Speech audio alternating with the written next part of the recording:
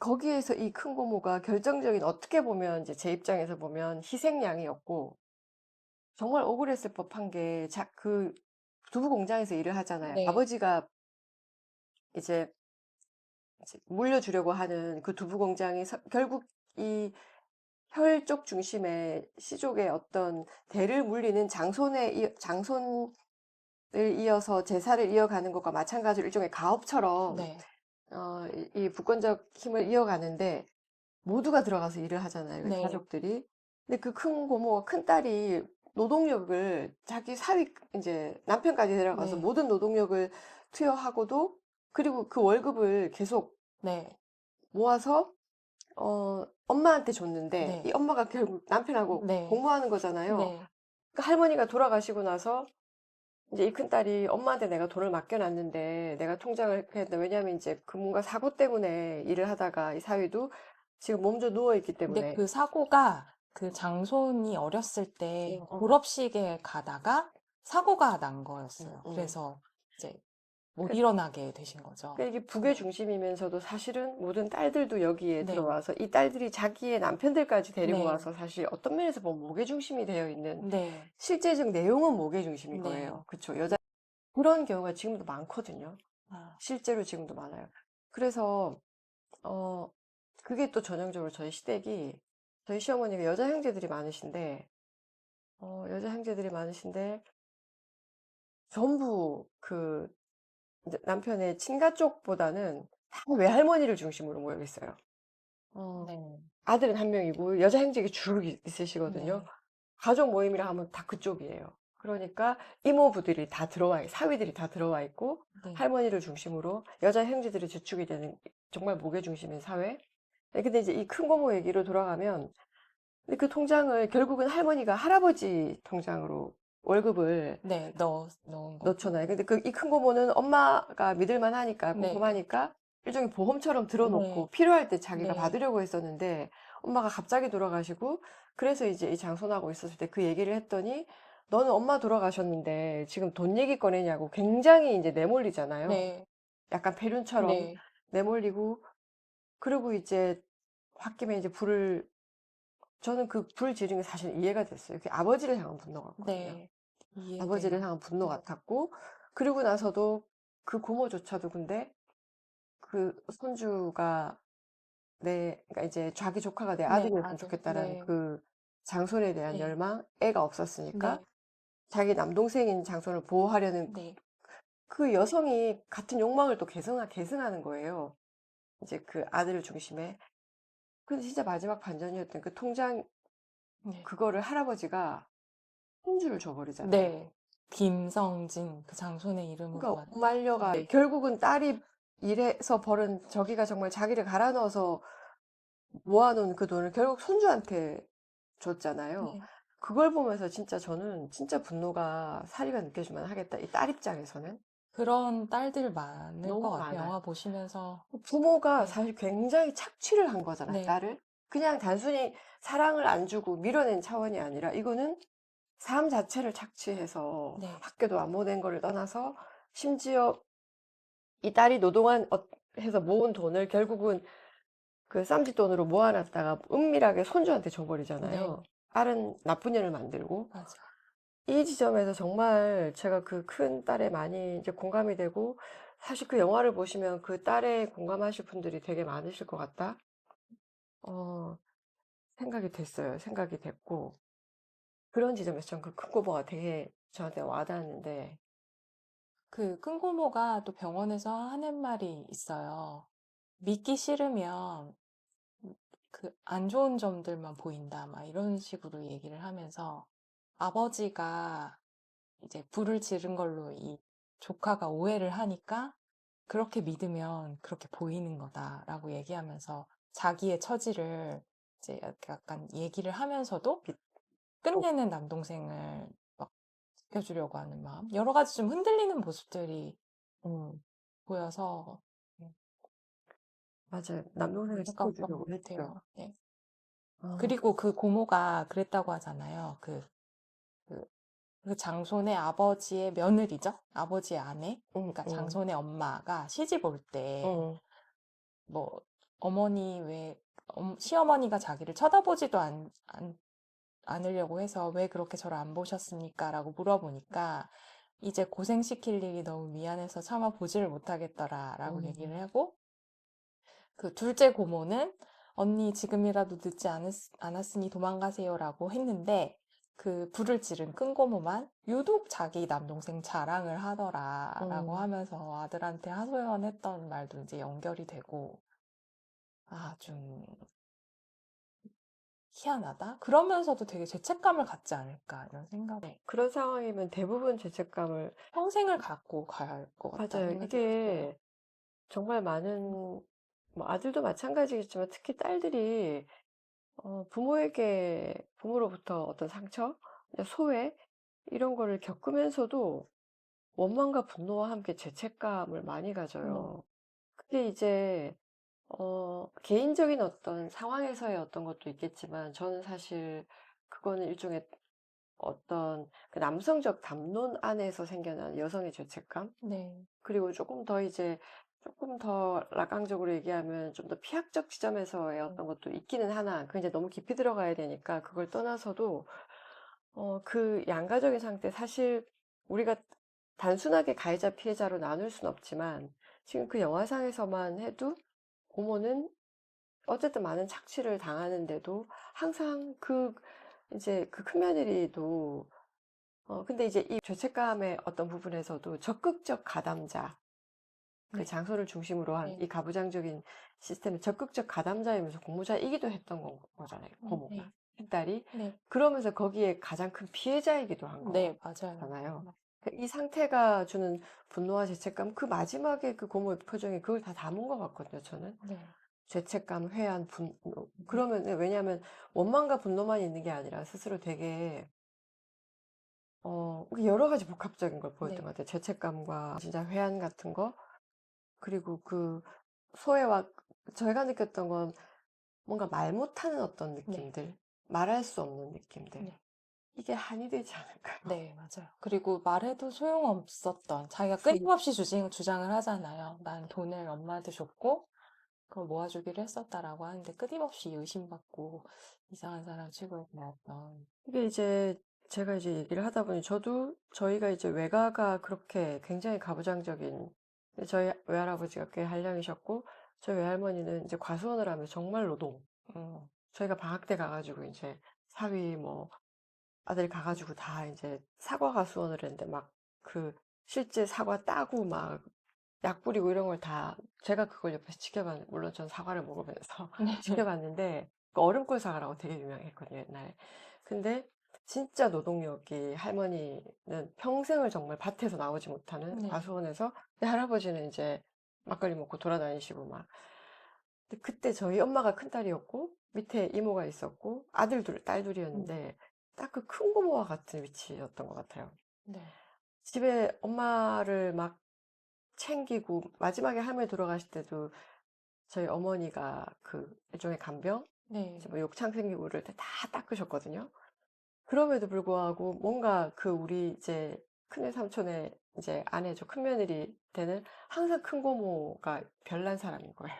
집안에서. 근데 네, 저희 엄마가 거기에서 되게 힘들어하고 억울해하고 이제 오빠였는데 네, 큰 아들이었고 워낙 제가 어렸을 때 듣기에도 정말 귀에 딱지 않게 들은 게 그 외할머니 집 가면 전 제가 이 집안에 외가가 저는 이제 저희 친가가 없었어요. 왜냐하면 저희 아버지가 고아처럼 네, 잘하셔가지고 없었는데 이 집에 내가 그 외가가 아니라 친족이 친가 혈통이 아니라는 게 되게 힘들었어요. 음, 그래서 할머니가 되게 예뻐해 주셨는데도 친손주가 아니라는 게 너무 확실하게 경험이 아, 됐고 저희 이제 사촌 네, 동생이 장손이었는데 우리 집 장손이라는 얘기를 귀에 딱지가 않게 들었어요. 그 시골에 가면 우리 비슷하네요, 되게 완전히 어머니. 우리 장손, 우리 장손 이걸 귀에 딱지가 않게 들었고 실제로 진짜 그 영화에서도 할머니는 되게 다정하시잖아요. 실제 저희 외할머니도 그랬어요, 저한테. 제가 이제 첫 손주라 그래도 되게 애정하고 할아버지도 되게 저를 좋아해 주셨으나 근데 장손이 아닌 건 아무 의미가 없는 거예요, 이 집안에서.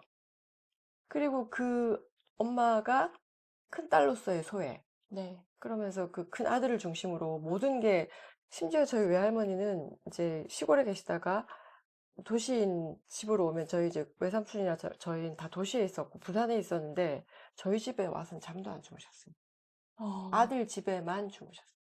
그때 음. 아들 집이 더 좁았음에도 불구하고.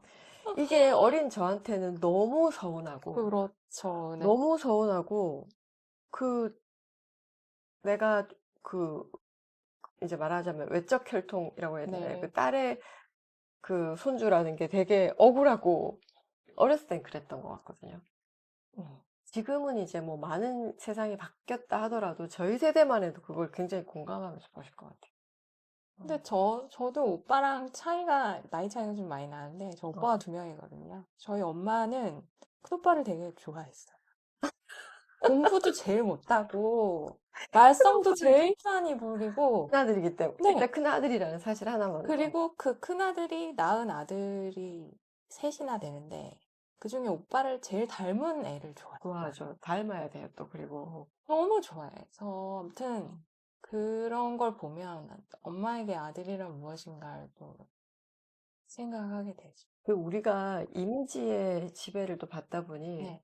아까 말씀드린 것처럼, 왜 저희 조카가 태어났는데 저희를 너무 친탁을 한 거예요. 저만 해도 너무 예뻤고, 저희 아버지하고 너무 닮아가지고, 저희가 우스갯소마, 올케죠. 네. 그러니까 저희 엄마의 며느리 올케가 "아이고 아버님" 막 이렇게 얘기할 정도로 농담을 했었는데, 제가 딸을 낳았는데, 이게 사람이 무의식적이고 본능적으로 저희 아버지나 엄마나 저희 남동생이 다 제 어렸을 때를 또 상상한 거예요. 당연히 네. 닮았을 거라고. 네. 그런데 정말 저를 1도 닮지 않고 친탁을 한 거죠. 저희 네. 딸은. 네. 딸도 친탁을 한 거. 완전히 친가를 닮았더니 순간적으로 아이를 처음 만난 저희 부모님과 저희 남동생이 어찌할 바를 모르고 네. 선뜻 앉지를 못하는 거예요. 음. 그리고 지금까지도 되게 잘해 주시고 예뻐하시는데, 그 약간 남의 자식 느낌이에요. 네. 그런 게 내 새끼 보여요. 이런 느낌이 네. 아니고 약간 남의 자식인 네. 느낌이 있어요.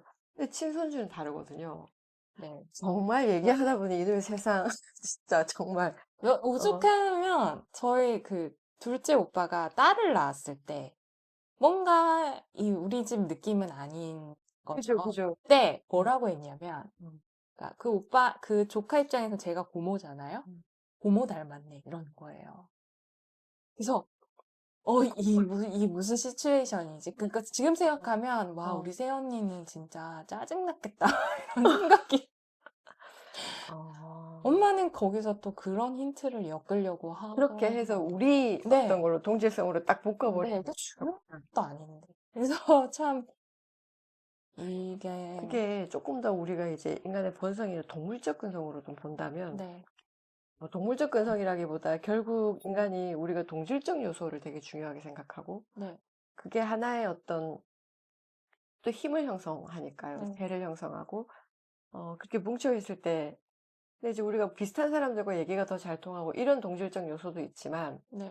그러니까 가족이라는 것도 그 안에 보이지 않는 그 이해관계와 권력관계가 상당히 네. 있잖아요. 근데 이 권력이 강건하려면 동질적 요소가 더 확장돼야 네. 되니까, 그냥 밑도 끝도 없이 갖다 붙이는 네. 거예요, 그냥. 너는 고모 닮았고 너는 삼촌 닮았고 네. 이런 식으로 하다못해 기 하나 닮아도 그렇게 갖다 붙이는 거죠. 근데 그렇게 또 싸우고 어. 온전치 않으면서도 온전하게 어떻게든 끌고 가려는 그런 애씀이 사람들 하나는 나가떨어지게 하는 거 아닌가 싶어요. 여기서는 고모가 나가떨어졌고, 이제 떨어졌죠. 장손도 여기서는 이제 마지막에 이제 그 돈을 받은 장손이 여기에 공모할 것인가, 저도 아니면 그거 되게 그 궁금했어요. 이후가 어떻게 될 것인가를 우리한테. 손 선생님 생각은 이 네. 장손이 어떤 선택을 할까? 네. 저는 바로 떠오르는 게 있었어요. 어떤 거요? 영화 투자를 아, 할까 봐. 저도요. 그치? 네. 나쁜. 왜냐면 그 전에 상황이 엄마한테 효자손으로 막 두드려 맞으면서 너 그치? 전세 보증금 빼가지고 뭐 그런 거 하냐. 그러니까 막 요즘은 콘텐츠가 대세인 세상이라니까라고 한심한 말을 하잖아요. 음. 근데 되게 자기 앞길, 물론 자아실현이라는 뭐 꿈은 뭐 그 차원에서 얘기하면 의미가 있겠으나 어떤 집안의 먹고사니즘 내지는 자기 하나 건사하는 측면에 있어서는 되게 좀 한심해 보일 수 있는 좀 것 완전히 같아요. 이탈해서 네. 별 생각 없이 네. 어 엄마가 준 돈을 그냥 써버린 그쵸. 거지. 그럼에도 불구하고 가족 행사나 이럴 때 그래도 또 구성원으로서 인제 할머니를 챙기고 네. 할아버지를 챙기고 이런 어떤 것들이 좀 보이잖아요. 네. 그래도 그 네. 일말의 네. 장손으로서의 어떤 최소한의 책임의 어떤 네. 모습, 뭐 아들로서의 모습이 좀 네. 보이긴 했는데 사실 저는 그게 딱 거기에 쓸 것 같은 느낌을 제일 먼저 음. 받았고 근데 사실 우리의 소망은 그 고모한테 돌려줘야 될 것 네. 같잖아요. 이제 우리가 도의적인 측면과 의리의 측면이면 진정한 이 해피엔딩의 측면이라면 이 아들이 그거를 할아버지가 넣은 돈은 자기가 네. 하고 그 고모가 부은 돈만큼이라도 딱 빼서 그 네. 고모의 억울함을 풀어줘야 될 것 맞아요. 같은데 근데 그 선택은 저는 제 어떤 연상은 바로 딱 그 영화에 얘 말아먹겠구나. 5천만 원, 5,500인가 그랬거든요. 아 저는 그 합계를 보진 왜냐하면 저 못했어요. 그게 돌려 가지고 아 영화를 보셨어요? 돌려서 확대해 가지고 그게 금액이 얼마인지를 확인했어요. 그게 5,500만 원인 거죠. 그러니까 이 친구가 처음에 인제 영화 말하는 입봉이라고 해야 될지 네. 그 뭐 독립영화 같은 거 만드는 정도의 네. 예산은 되잖아요. 그래서 이거 영화에 갔네 갔어. 전 이제 근데 그 마지막에 그 통장을 받고 탄 택시 안에서 음. 그게 있더라고요. 이게 갑자기 해가 떠요. 택시를 타고 가다가 해가 뜨는데 그 선생님 말씀하시는 것과 고모에게 돌려주는 그 상황이 이제 그 감독은 햇빛으로 연출을 하는 것 같더라고요. 눈부셔 하거든요. 그래서 음. 반은 그림자가 지고 음. 반은 햇빛에 노출되는데 딱 그 기로에 놓여 있는 어떤 선택을 할 네, 것인가. 네, 참 서연 선생님은 어떻게 하실 것 같아요? 그 상황이라면 그 주인공처럼 이제 그 손자처럼 그런 상황에 처해 있다면 어떤 매우 흔들릴 것 같긴 하지만 지금의 제 성정이라면 돌려줄 것 같아요. 그렇죠. 그리고 그 가족을 나오는 게 탈피하는 게 답이지 않나. 그리고 그 영화 내내 흐르던 제가 이제 또 한 가지 전체적인 이렇게 멀리서 우리가 그림을 봤을 때 흐르던 그 답답한 분위기, 무거운 분위기. 네, 가족이 모여서 뭐 제사도 하고 막 그러는데 그 무거운 분위기 그리고 그러니까 뭔가 그 가부장적인 어떤 막강한 것을 중심으로 돌아가는 가족 내에서의 그 옴짝달싹할 수 없는 무거움과 거기에서 살짝 이제 되게 도시적인 그 네, 둘째 네, 딸의 등장. 네. 잠깐의 그런 고모나 이모 한 명씩 다 있지 않나요? 세련된 이모, 고모의 네, 등장과 그 집안에 마치 그 무슨 정말 지방령 같은 큰딸과, 네, 어, 근데 그 장손들이 다 하나같이 재구실을 못하죠. 네, 맞아요. 한결같이, 딸들은 또 똑부러지는데 네, 하나같이 그 장손들이 재구실을 못하는 그 허수아비 같은 장손 막내 손주까지 사실 네, 뜬구름 잡고 네. 다니는 친구고 근데 이 막내 손주도 집안에 왔을 때 철은 없는데 그 와중에도 굉장히 무거움이 이 친구한테도 저는 뿜어져 나왔다고 생각하거든요. 그러니까 압력. 우리가, 아니, 집에 갔을 때 온전히 우리 집은 너무 행복하고 화목하고 다정다감해 이런 사람이 얼마나 있을까요? 그러니까 세상에서 온갖 인간관계에서 음, 스트레스를 받지만 음. 전 사람들이 사실상은 가족관계에서 가장 스트레스를 받고 있지 않을까라는 생각을 하거든요. 그래서 참, 그, 맞아요. 하지만 벗어나기 어려운, 어려운. 네. 혈연이라는 것은 천륜이라고 해서, 그래서 네, 그게 결국 이제 제 관점에서 보면 이런 거예요. 혈연이기 때문에, 가족이기 때문에 그래도 우리가 천륜을 저버릴 수 없다라는 건 네, 결국 남성적 담론이 만들어 놓은 하나의 음, 담론. 왜? 음, 이 권력 관계 혹은 이 지배 구조를 벗어나면 안 되기 때문에 네, 일종의 가스라이팅 효과라는 거죠. 그래도 둘째 딸은 잘 벗어나서 잘 먹고 잘 살잖아요. 꽤 그렇죠. 많이 벗어나 네, 있고. 아무 일이 일어나지 않아요, 벗어나도. 그렇다고 혈연이 끊어지는 것도 아니고, 아니, 설령 끊어진다 하더라도 우리가 각자 잘 살면 되는 건데, 그런데 그거를 마치 그 인륜, 그리고 혈연이 마치 천륜이 어떤 인간의 도리의 절대적인 어떤 기준인 것 마냥, 그게 결국 이 사회 안에서도 권력자가, 어, 모든 이 사회 구성원들을 통제하기 위해서 만들어 네. 놓은 일종의 가스라이팅 네. 담론 같은 것이고, 네. 그리고 그러면 그 담론 안에서 우리가 이탈하지 않을 때 그래도 우리는 안전해. 네. 잘 살고 있어. 네. 나는 괜찮아. 이렇게 스스로 안심하게끔 만들어 놓은 보이지 않는 어떤 그 지배적 구조라고 볼 수 있을 것 그게 같아요. 있는 것 같아요. 정 어. 근데 진짜 지금 말씀하신 거 누구 하나 행복하지 네. 않잖아요. 누구 맞아요. 하나 행복하지 않고 그냥 행사는 치르는 거에 급급하고 명절 때도 이혼을 그렇게 많이 한다고 하고요. 실제로 네. 그렇게 이혼율이 높고 네. 또 이제 명절을 지나고 그렇게 상담실이 대목이라고 하더라고요. 저는 이제 뭐 그런 거하고 크게 관련이 아 네. 없지만 일반 이제 우리가 그 동네를 중심으로 상담소들이 그렇게 또 명절을 중심으로 인제 막 그 사람들이 폭증하고 이런다는 현상들이 실제로 있다고 하더라고요. 그리고 그러니 저는 이 영화를 보면서 되게 재밌었던 게 있는데요. 장